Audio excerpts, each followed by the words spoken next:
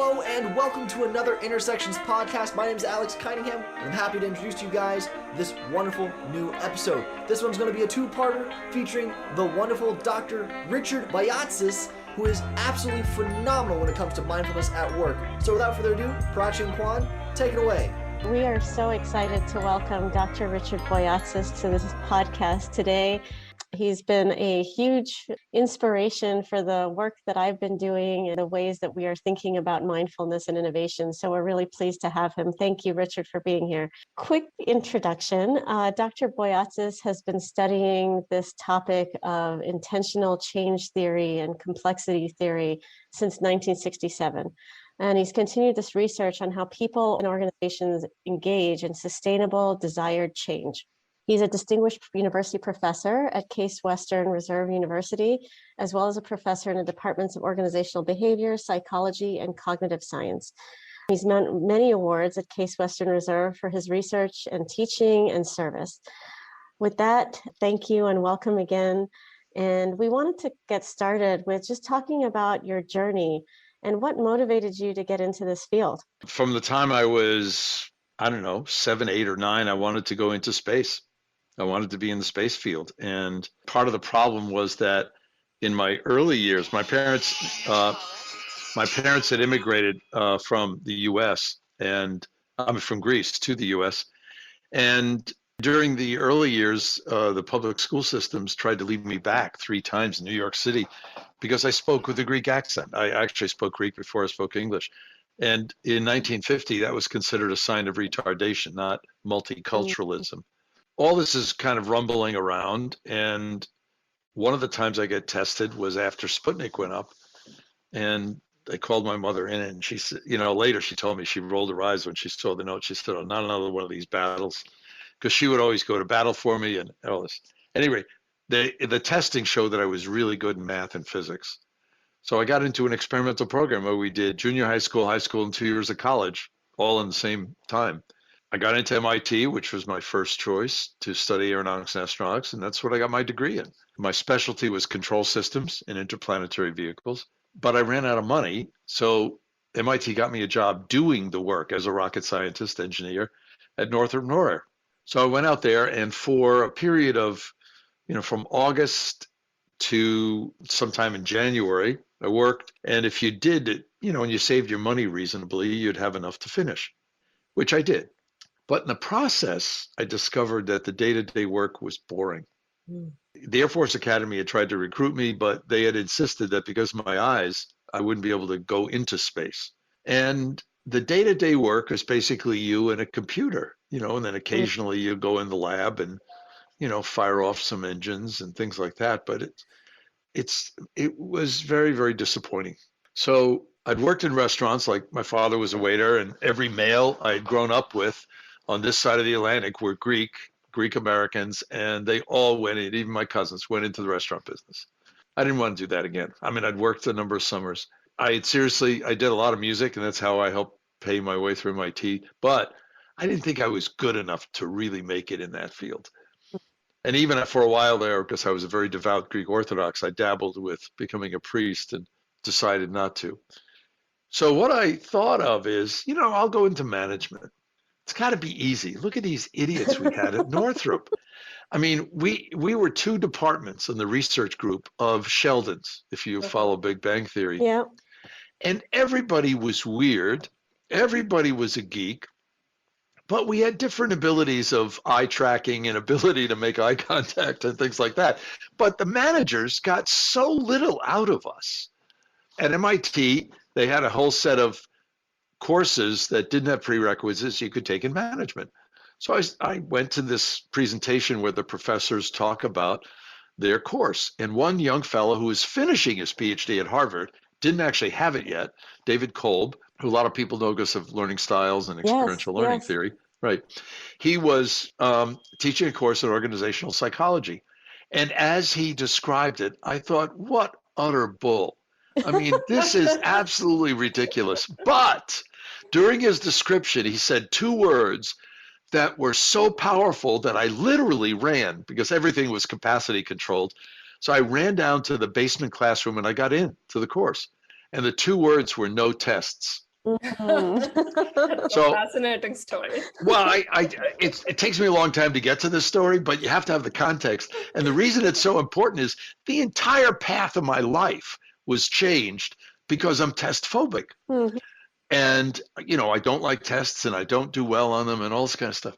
At any rate, it was in his class that I discovered I love this field, Mhm. whatever it was. Mhm. And I told him I wanted to do my term paper on how managers didn't help their subordinates. He said, I've got some data on 30-year-olds in our master's program, their version of the MBA. I worked on the data. I mean, really spent many more hours than a normal person would on a term paper. He liked what I'd done. He offered me a summer job. We eventually published it. He got me into a whole bunch of PhD seminars at MIT. So all of a sudden, I was taking multiple seminars with Ed Schein, who I didn't know was a giant in the field, Yeah, even yeah. in 1967. And he became one of my mentors, still is. Wow. I mean, I talked to him a few months ago. And Dave Kolb, of course, continued to be. And then he introduced me to Dave McClellan at Harvard. Mhm. And I was studying things like with Everett Hagen. I did 2 PhD courses on psychoanalytic history because he was one of the pioneers with Eric Erikson of the Psychoanalytic Society of Boston that helped Eric Erikson write books like Gandhi's Truth and Young Mhm. Man Luther and all this. I discovered that this field of psychology was so exciting that I discovered something that I'd never seen before. I didn't know any adults who would work even if they weren't paid. Mm. I mean, look, my father loved what he did. He was very charming, very good at it. And a lot of the other folks, my uncles, my cousins, same thing. But all of them had some part of them that looked forward to retirement. Right. And I started to meet people that were different. They weren't Greek, Mhm. and they had these things called PhDs, and they did this stuff of research, but it wasn't space research. It was on and with people. Yeah. And that was it. And then Ed Schein and Dave Kolb and Dave McClellan and a few of these other folks at the time convinced me I should go for a PhD, not a master's, just right for a PhD, and that I should go in psychology, not in management. Mm.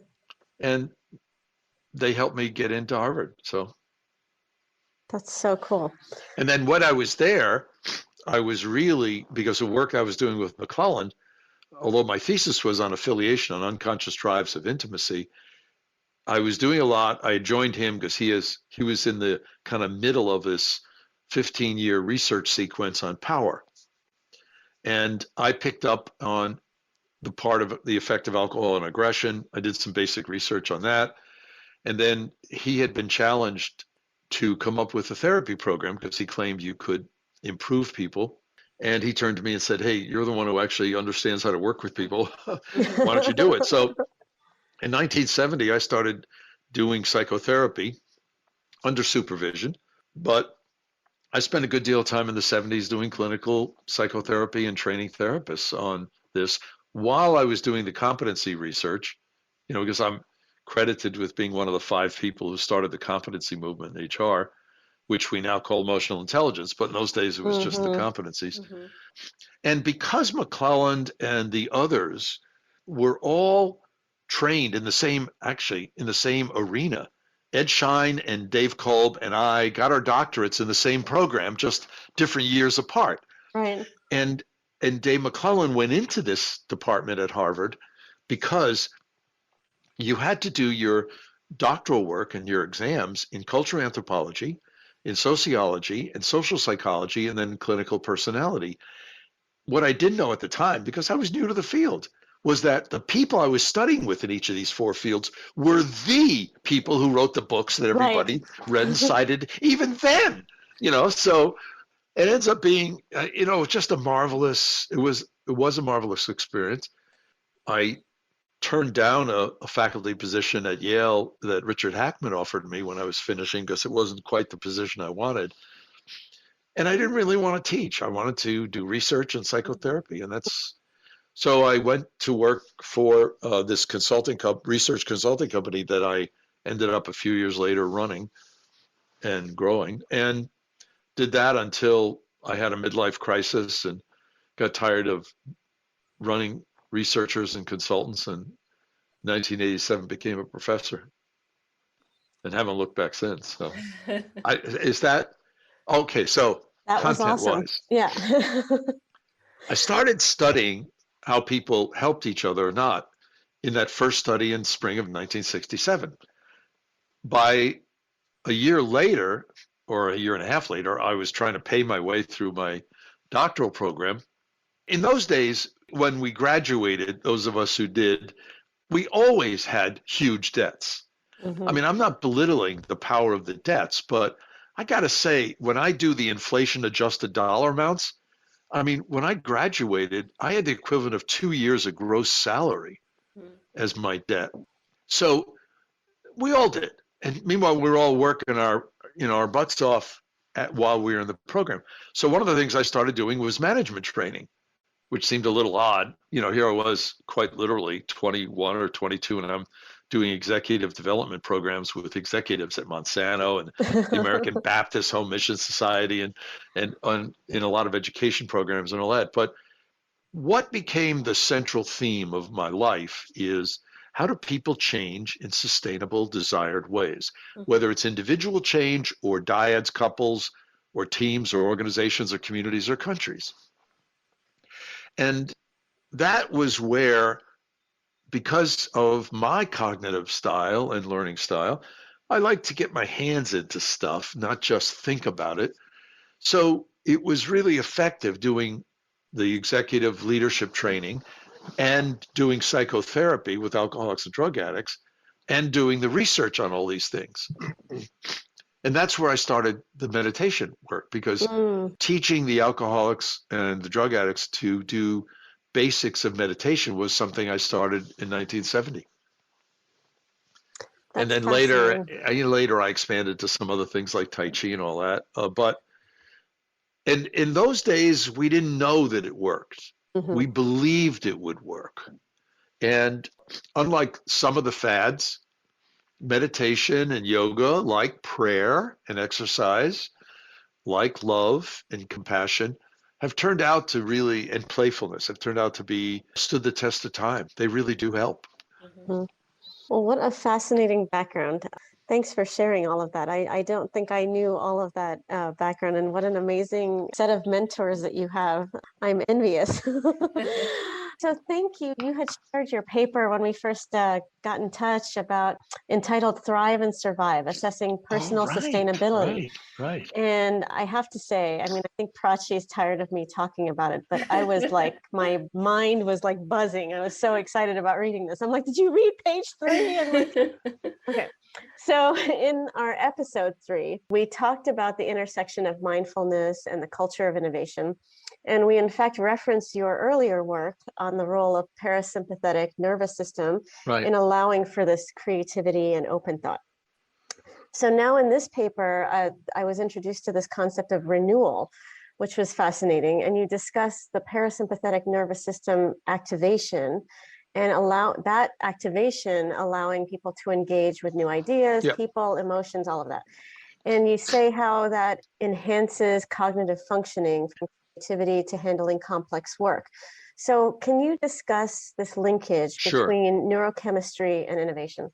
Right. First, I mean, it's very clear that when a person changes in some sustainable way, they have moments of discovery. And that's what my intentional change theory has mapped out. But the thing that tips you from one to the other, or you might call it a trigger point, but it's really a tipping point technically, is this, what I call this positive emotional attractor state versus the negative. And the positive versus negative emotional attractor, if you actually plot it, has 3 axes. One is positive versus negative affect. Barb Fredrickson and others have studied a lot on that and done a lot more detailed work. I'll leave that. But one of them that I have studied since the 70s has been stress versus, and we used to think of lowering stress. We now, it's very clear, as we pointed out in the article you're referencing, that when people talk about reducing stress, they're missing the point. Because even mild, annoying stress has these negative effects because it builds up. It doesn't stop. And just because it's mild doesn't mean you get over it. I mean, think about somebody cutting you off in traffic. You know, some part of you is steamed for a while, assuming you don't go into road rage and ram their car or pull your car gun out and shoot them or whatever. I am joking, of course. Of course. So, so the key, let me talk about the two dimensions. One is sympathetic, parasympathetic, and the other is analytic versus empathic neural networks. These are both parts of the human nervous system. The hormonal link, which is the parasympathetic, sympathetic, when you go into a stress response of any form, you activate the sympathetic nervous system. And this is crucial. We wouldn't be able to stay alive if we didn't have that. You needed to wake up this morning. You're going to need it to decide what to have for dinner tonight. And in any piece of work, trying to figure something out, you're going to need it because you're focusing. But the sympathetic nervous system is stress.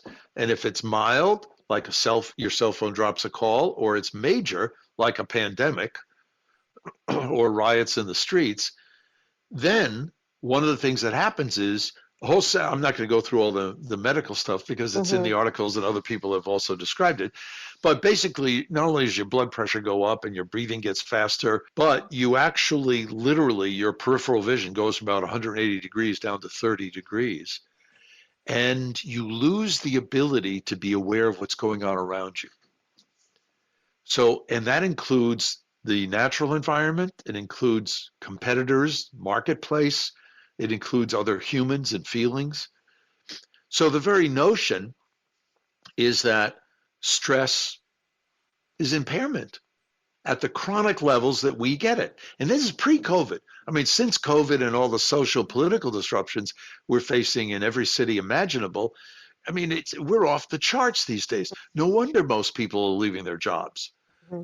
They're in a desperate move to try to avoid something, but they haven't found what they're going to. And that's the part of the mental health crisis. It has been tragic, the millions of people who've lost their lives and their family members who mourn them through COVID.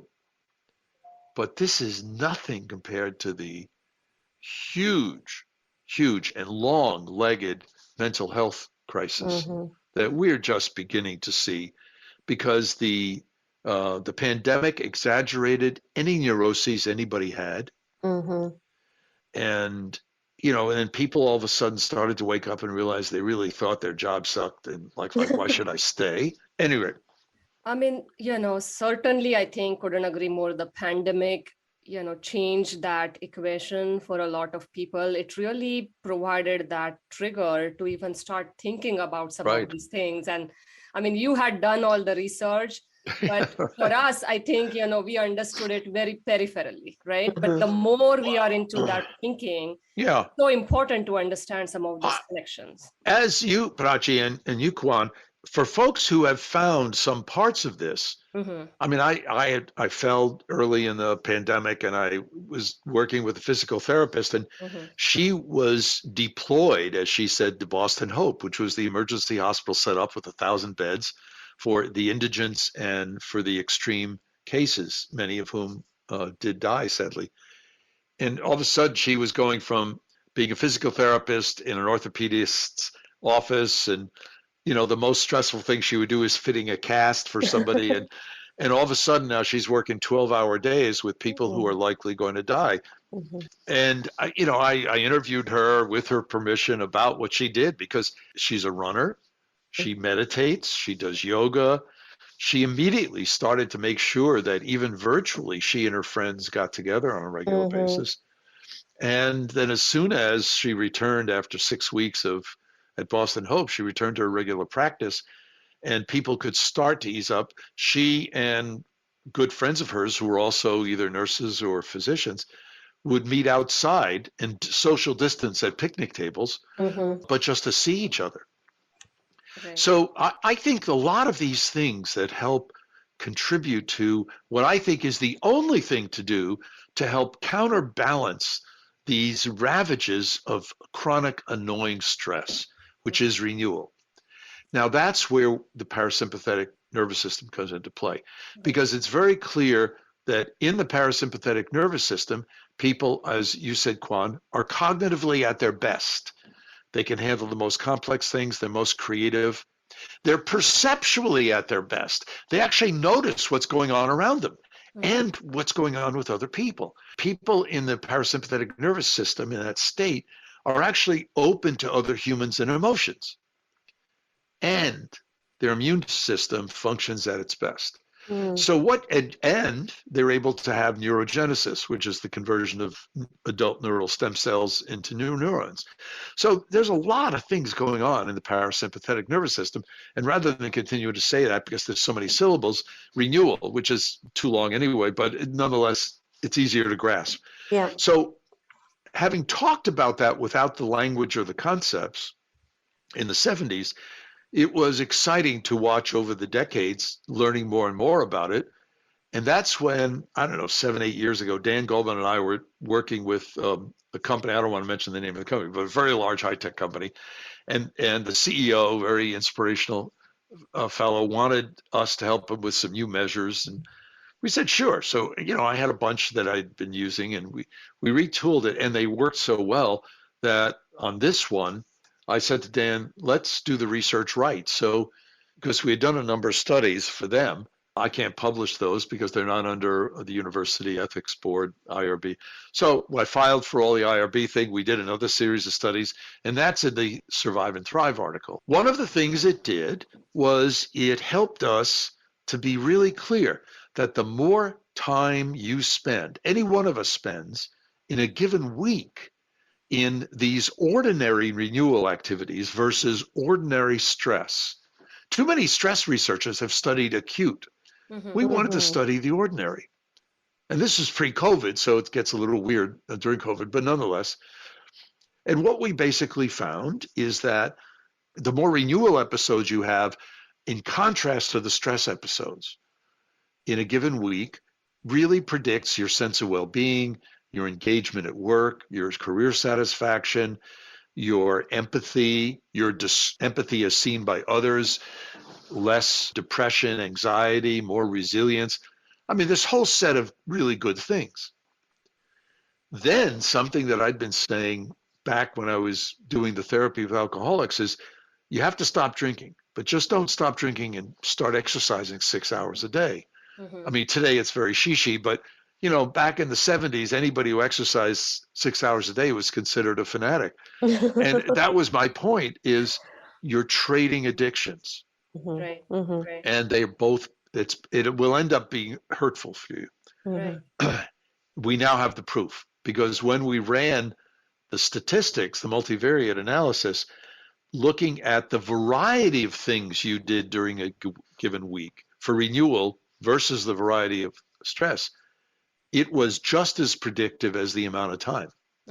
So what we confirmed in this study is renewal activities really matter.